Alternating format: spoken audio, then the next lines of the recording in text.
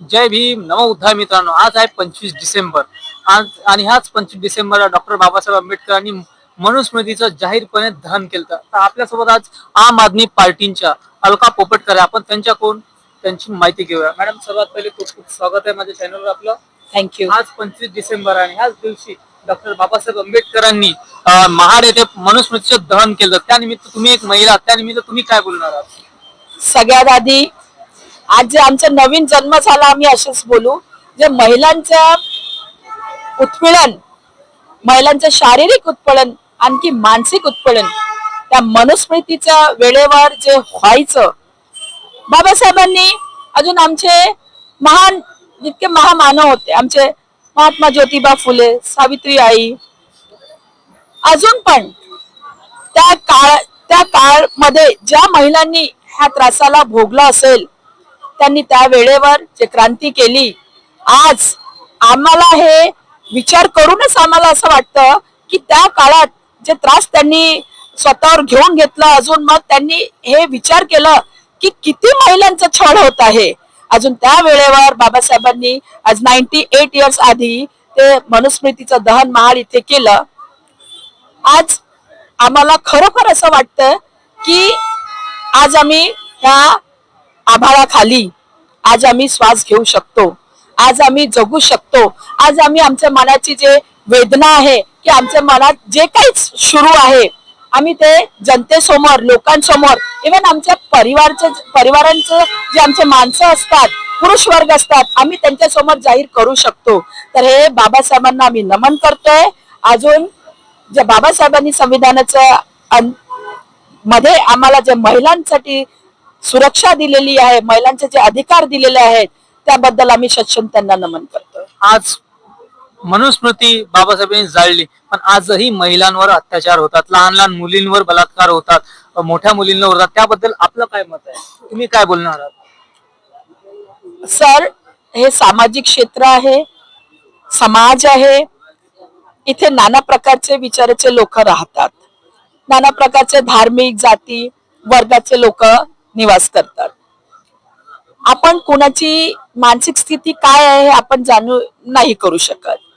परंतु बाबासाहेबांनी जे संविधानाच्या अंतर्गत त्यांना शिक्षा दिलेली आहे, कारण आपण संविधानांना मानतो, तर त्यांनी जे चुका केली असेल, माननीय संविधानाच्या अंतर्गत माननीय कोर्ट जे असतं ते त्यांना शिक्षा देतं.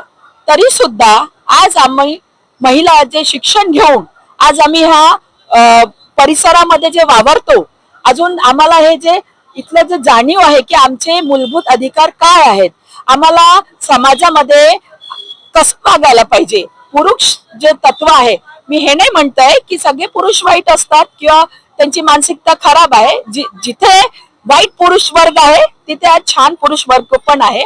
फक्त इतका प्रॉब्लेम आहे की यांचे काही काही जे मनुस्मृतीच्या अंतर्गत जे त्यांची जी मानसिक स्थिती आहे, ते आजही कुठे रूढीवादी म्हणून आजपर्यंत त्यांच्या डोक्यामध्ये आहे की महिलाओं आगे नहीं जाना चाहिए.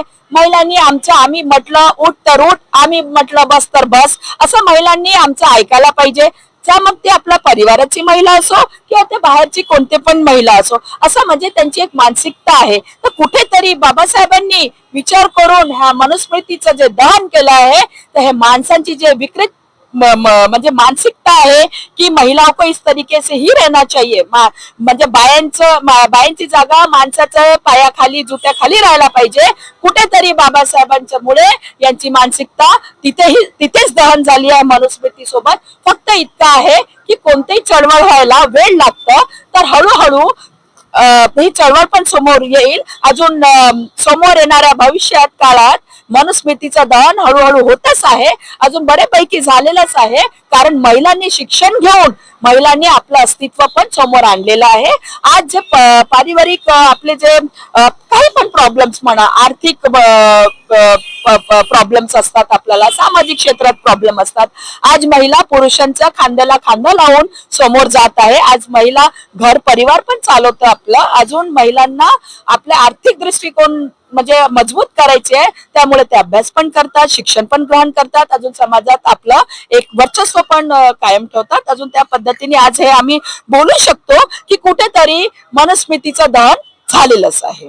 एक शेवटचा एक तुम्हाला आणखीन एक प्रश्न विचारतो की नुकताच 2 दिवसा अगोदर राजस्थानमध्ये महिलांना मुलींना मोबाईलवर बंदी आणली आणि सोशल मीडियावर बंदी आणणार एक ग्रामपंचायतनं म्हटलेलं आहे. त्याबद्दल आपण काय बोलणार आहात? एक आम आदमी प्रवक्ता म्हणून. सर बघा, स्टेट सगळ्यांचे वेगवेगळे असतात, राज्य सगळ्यांचे वेगवेगळे असतात. राज्याची जे संकल्पना असते, आपण आज महाराष्ट्रामध्ये आहोत मग आपण महाराष्ट्राच्याच विषयी बोलू शकतो. फक्त इतकं आहे की राजस्थानचं जे आपण महिलांचं म्हटलंय तर पुरुषांनाही बंदी तर लावली असेल की फक्त महिलांना लावली? फक्त महिलांसाठीच आहे. तर महिलांसाठी सोशल मीडियावर तर खूप मोठ्या प्रमाणात व्हिडिओ व्हायरल होत आहेत. ओके, तर प्रश्न हे आहे की राजस्थानची जे महिलांना बघायची जे दृष्टिकोन आहे ते खूपच वाईट आहे. हे मला थोडंफार नॉलेज आहे महिलांच्या सोबत तिथे का होते. मी एक छोटस तुम्हाला एक एक्झाम्पल देऊ इच्छिते. तिथे असं आहे की समजा कोणत्या पारिवारिक म्हणजे इथे आई वडिलांना 3-4 मुली जर झाल्या असतील त्यांना, तर त्या घराची म्हणजे मुलगी लवकर कोणी मागत नाही, म्हणजे लग्नाला त्या घराची मुलगी मागत नाही. म्हणजे त्यांची मानसिकता ही आहे की अगर हमने इनकी लड़की मांगे तो हमारे अभी लड़कियां लड़कियां होंगी, हे त्यांची मानसिकता आहे. त्यामुळे तिथलं जे महिलांचं जे अधिकार आहे हे कुठेतरी त्यांना पूर्ण मिळत नाही. अजून एक मी सांगणार, तिथे सगळे म्हणजे महिलांना शिक्षण पण नाही घेऊ देतात.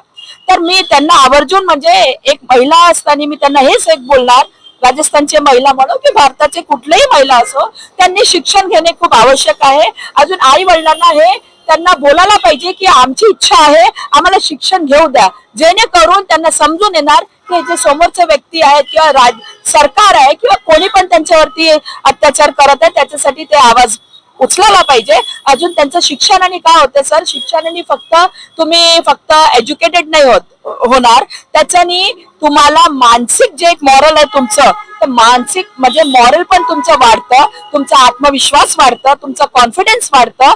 अजून तुम्हाला सामाजिक क्षेत्रामध्ये कसं वावरायचं याचं तुम्हाला नॉलेज येतं. पण तिथे शिक्षणाचा खूप मोठा अभाव आहे असं मला वाटतं. अजून शेवटचा प्रश्न तुम्हाला विचारायचा आहे.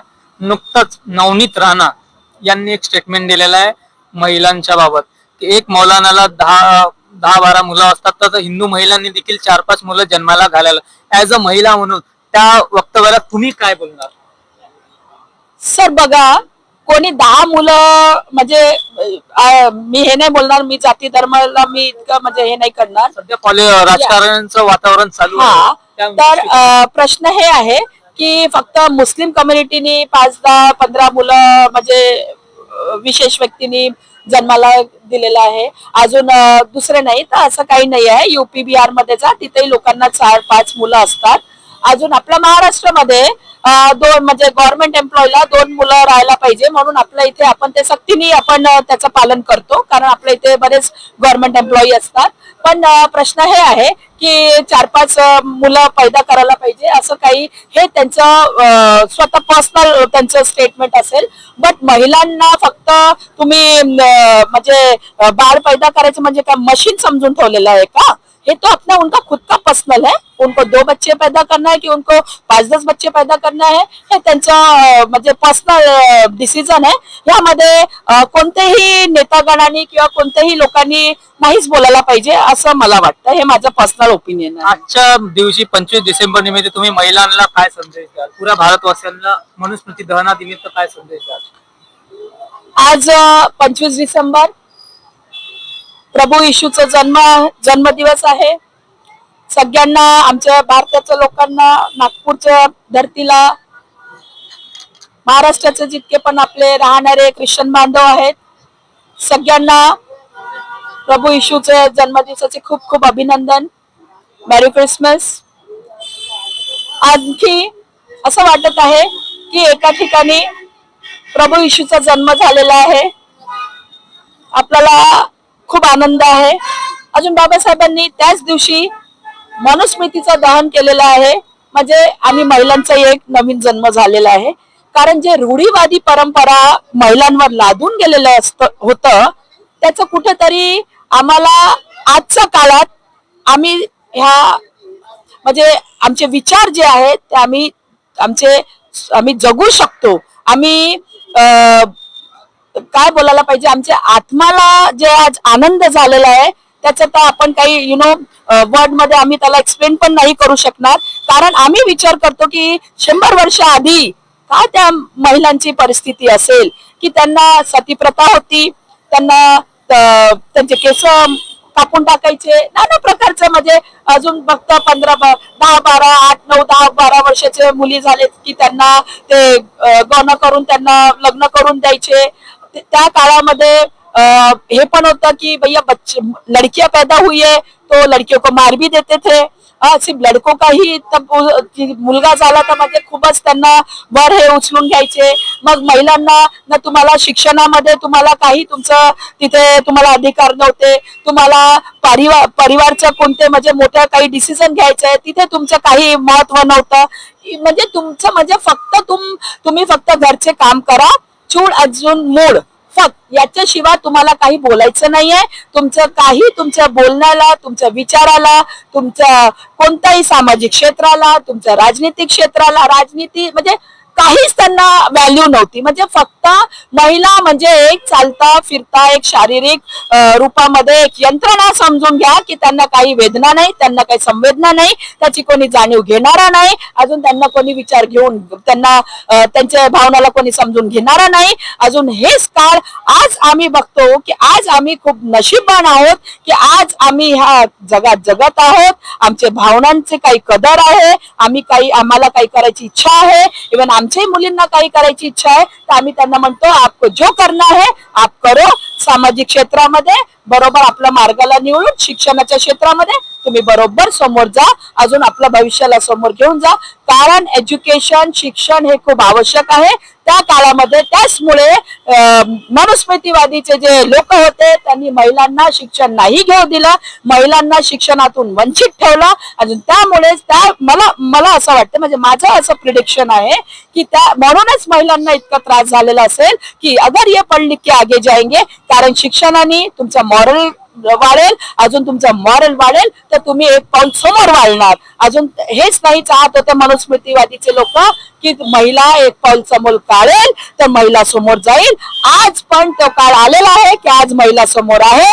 आज आम्हाला सगळ्या ठिकाणी राजनीती क्षेत्रामध्ये म्हणा किंवा दुसऱ्या क्षेत्रामध्ये महिलांचं आरक्षण आहे. अजून महिला पुरुषांच्या खांद्याशी खांदा लावून चालत आहे. तर कुठेतरी बाबासाहेबांना हे जाणीव असेल त्यावेळेवर की नाही हमको ये काम करना है. अजून म्हणून बाबासाहेबांनी संविधानामध्ये महिलांसाठी, कारण जो देश की या जो परिवार की महिला सक्षम होती है वो परिवार हमेशा खुशहाल होता है. और यही कहना चाहूंगी कि जो महिला समझदार है, पढ़ाई लिखाई करी है, सामाजिक क्षेत्र आर्थिक क्षेत्र आपल्या परिवाराला घेऊन चालतं ते महिला नेहमी समोर राहील, अजून ते देशाला पण समोर घेऊन जाईल. तर अशा पद्धतीने मित्रांनो आपण मॅडमच्या प्रतिक्रिया जाणून घेतलेल्या आहे. तर ह्या व्हिडिओला तुम्ही काय म्हणता ह्या खाली आम्हाला कमेंट्स बॉक्स मध्ये नक्की सांगा. आणि हा व्हिडिओ तुम्ही कुठून बघत आहे आणि हा व्हिडिओ कुठपर्यंत व्हायरल होत आहे हे आम्हाला खाली तुमच्या गाव स्टेटचं नाव नक्की सांगा. आणि जास्तीत जास्त प्रमाणात या व्हिडिओला शेअर करा, सबस्क्राईब करा. जय भीम, नमो बुद्धाय.